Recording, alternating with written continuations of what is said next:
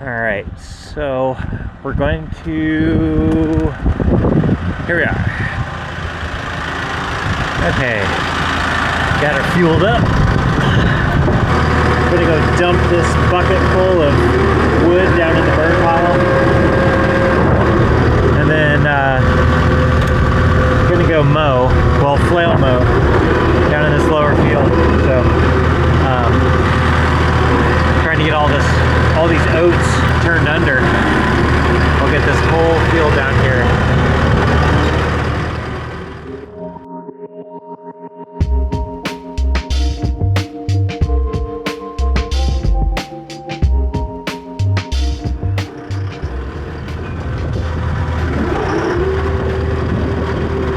I opened this roadway back up the other day, kind of smoothed it all out.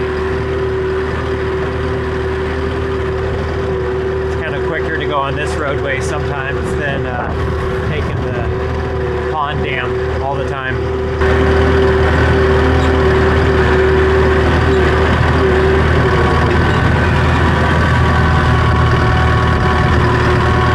Burn pile right next to my compost. Right next to my compost pile. Then after it burns, I just kind of blend all the ashes in with this.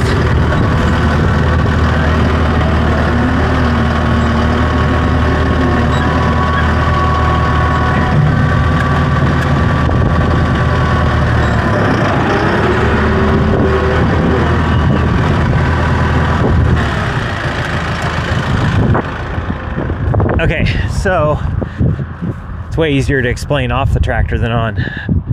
So this section in here is the area that I'm doing this season, and it is basically 1, 2, 3, 4, 5, 6, 7, so 8 sections. So about it's like 3.5 acres probably. That's my guess. This is about 3.5 acres. So this is in oats and peas from last season. And then, so what I'm gonna start looking at is what it costs in time and money to produce each one of these blocks, just so I have numbers for next year. Because I wanna see if we can replicate this like block growing methodology to like other satellite farms. So if I know that a full section of peppers takes X amount of hours to do and X amount of overhead and materials to turn into a block, then I can pass that on to somebody else and they can be like, oh, that's about what it'll cost me. So that's what I'm gonna be tracking here.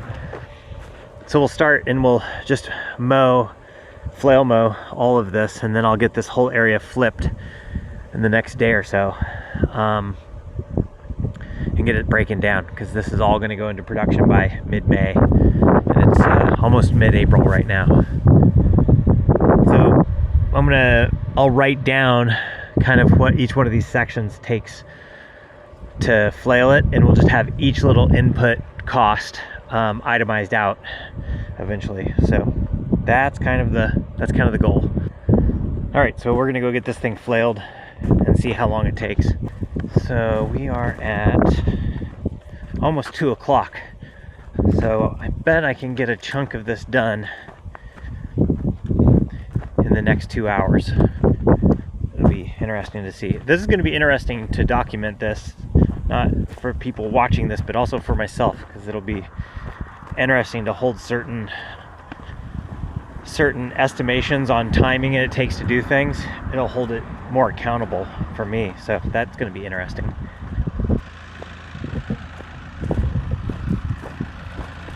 Man, what a day. What a day.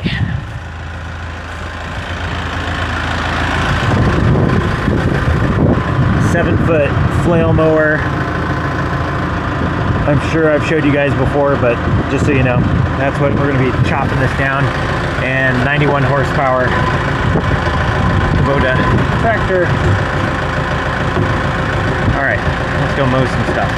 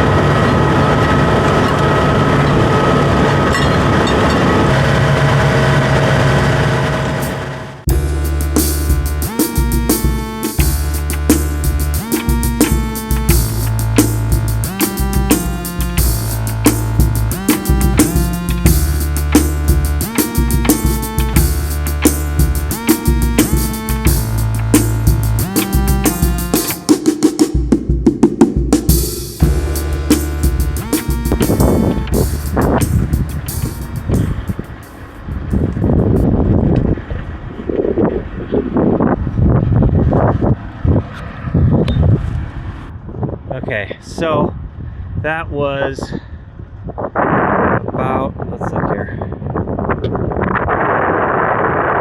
So that was about an hour.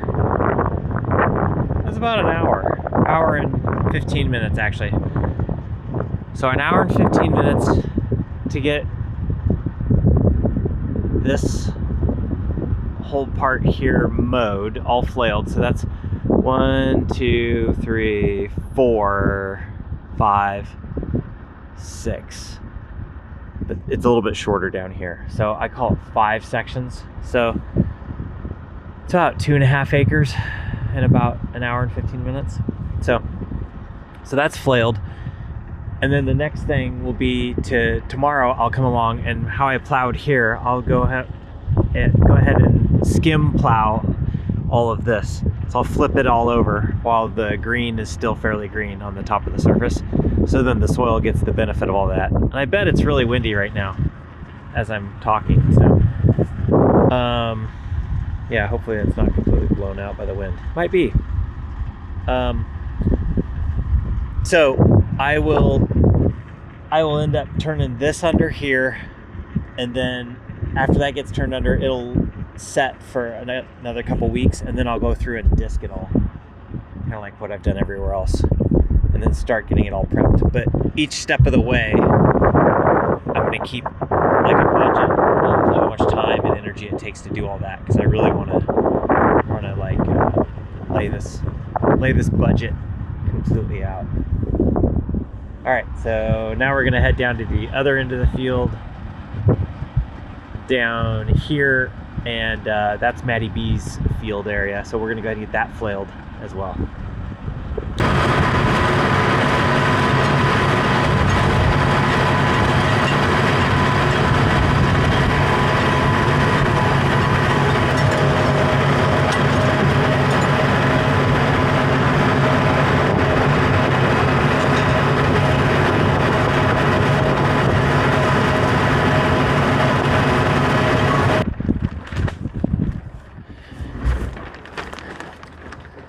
Maddie B's hoops doing pretty good. I think cauliflower and broccoli in here, or maybe that's broccolini, I think.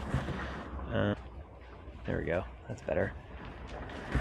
Head lettuce, daikon are getting close, that's kind of cool. Beets, more romaine, more kale chard, dino kale.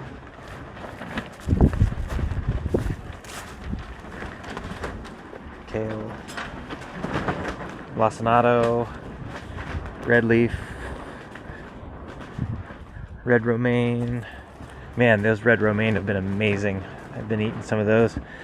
So sweet. And then the green romaine with a couple rogue plants in there. Yeah, check out these romaines look so good. Yeah. Red leaf.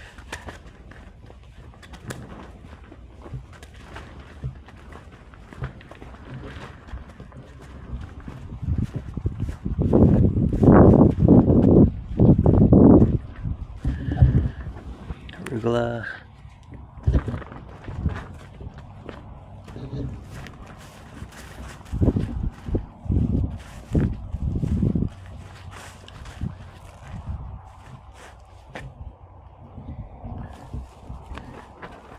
Some replants right there, just filling out the space. Napa cabbage, green cabbage, red cabbage, more kales.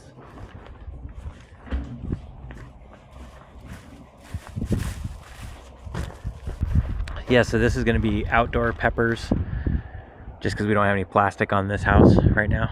But it'll still get protection from the wind. Canadian thistle I need to kill this week.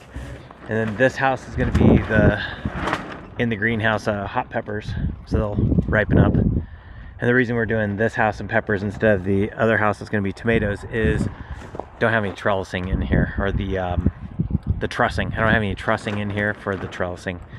So I have the material, but just never put it up on that house.